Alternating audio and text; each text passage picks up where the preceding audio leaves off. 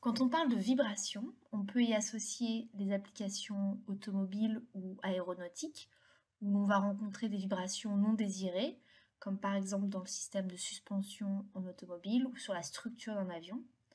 Et en fait, ces vibrations vont causer des dommages structurels dus à la fatigue. On peut également penser aux pendules, aux télécommunications ou même à la musique où on va avoir des vibrations qui sont plutôt utiles. Mais dans tous les cas, on va pouvoir modéliser ces vibrations à l'aide d'outils mathématiques. Aujourd'hui, on va s'intéresser à un système masse-ressort sans friction. On va faire la mise en équation et ensuite, on aura quelques exemples d'application des équations. Alors généralement, dans ce genre de système, on va vouloir étudier les lois du mouvement et les efforts, tout ça en fonction des paramètres du système. Ici, les paramètres sont K, la constante de raideur, M, la masse, et nous sommes bien dans le plan XY. Donc à partir de ces paramètres, on va être capable de mettre en équation le système et de définir les équations différentielles qui régissent la vitesse et l'accélération. Dans un premier temps, on va regarder la force résultante, cette force qui va permettre au ressort de revenir en position, et celle-ci est donnée par la constante de raideur et l'allongement ou le déplacement du ressort. Donc, nous avons bien la constante de raideur K, et nous avons donc le déplacement qui va être dans le plan moins x. Notre force résultante est bien moins kx. Grâce à la deuxième loi de Newton, nous savons que la force résultante est égale à la masse fois l'accélération. Donc on a bien l'équation différentielle en x qui va régir le mouvement, donc grâce à ce principe fondamental de la dynamique. Nous avons bien m fois x point de t est égal à moins k fois x de t. On a donc cette équation différentielle, on connaît la forme de la solution, x de t, et donc on va pouvoir le dériver deux fois pour avoir x point de t et x point de t.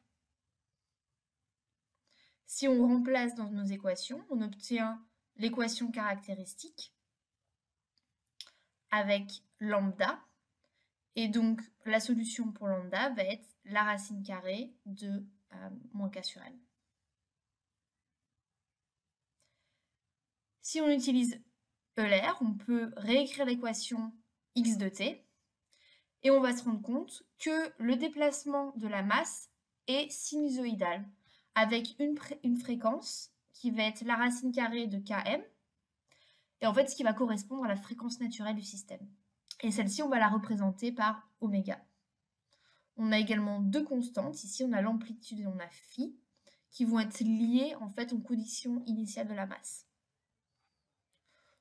Donc on obtient nos équations ici pour A et pour phi, qui vont nous être utiles plus tard. Et également les équations différentielles, donc ici pour la vitesse, donc la x point de t, qui est donc définie par l'amplitude, la fréquence ici, et phi, et l'équation différentielle pour l'accélération, x point de t.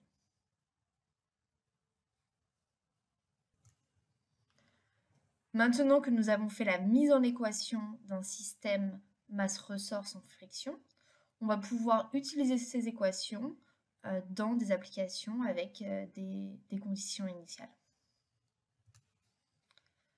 Donc, dans un premier temps, nous allons avoir un premier exemple où là, on va avoir des conditions initiales. Nous connaissons la masse du ressort, nous connaissons la constante de raideur, le déplacement initial du ressort ainsi que la vitesse initiale. Et on va vouloir tracer les courbes de déplacement, vitesse et accélération sur un temps de 10 secondes.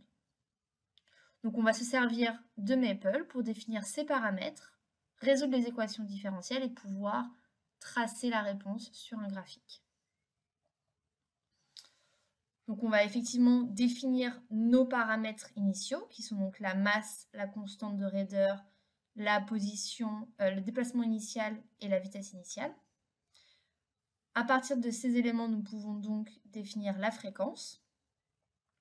Et on connaît les équations qu'on a du système masse-ressort, on l'a déjà défini avant, donc nous avons bien l'amplitude et phi.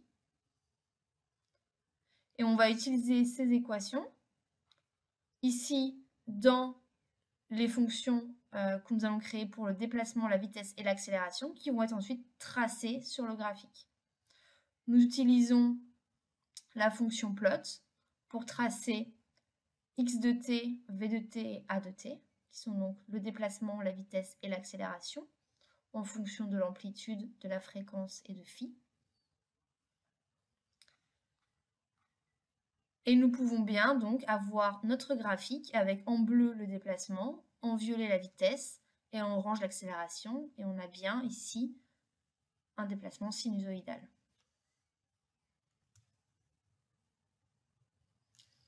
Donc ici, nous avons pu voir la réponse du système en fonction des conditions initiales. Donc maintenant, on pourrait faire la même chose, mais les conditions initiales ne sont pas définies. Et on va voir en fonction de la valeur des conditions initiales quel est l'impact sur les courbes de réponse du déplacement, de la vitesse et de l'accélération. Donc pour faire ceci, nous avons créé ce qu'on appelle une application interactive où on peut changer la valeur de la masse, la valeur de la constante de raideur, du déplacement initial et de la vitesse initiale et pouvoir voir interactivement la réponse sur les courbes de déplacement, de vitesse et d'accélération. Alors pour créer cette application, nous avons utilisé des composants dans Maple et nous avons ensuite créé ces petites lignes de code pour définir chaque paramètre des conditions initiales, comme nous avions fait dans l'exemple précédent, la masse, constante de raideur, déplacement, vitesse initiale. Nous avons ici défini l'équation m x point point de t plus kx de t égale 0, comme nous l'avions défini dans la mise en équation. Et nous faisons la résolution de cette équation différentielle pour pouvoir ensuite tracer le déplacement, la vitesse et l'accélération en fonction des valeurs que l'on donne à m, k, x de 0 et v de 0.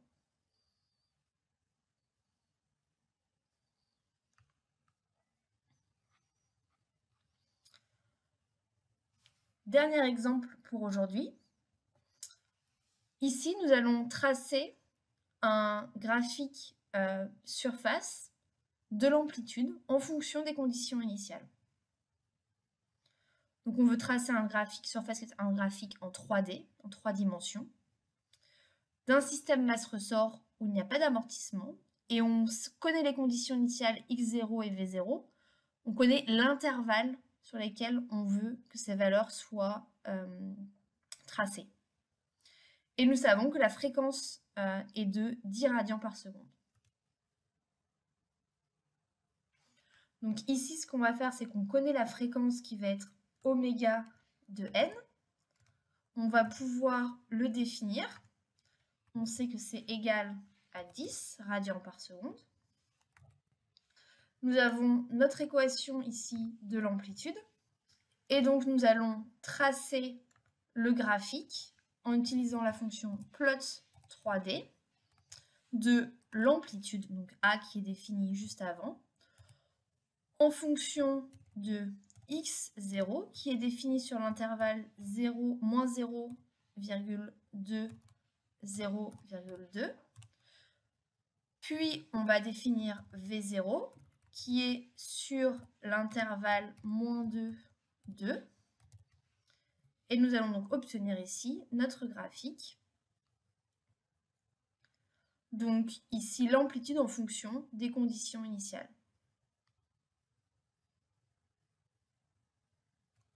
Donc grâce à Maple, vous pouvez faire la mise en équation symbolique du système masse-ressort et ensuite appliquer ces équations sur des exercices un peu plus concrets avec des conditions initiales, soit avec des conditions initiales définies, soit en étudiant l'impact de ces conditions initiales sur la réponse du système.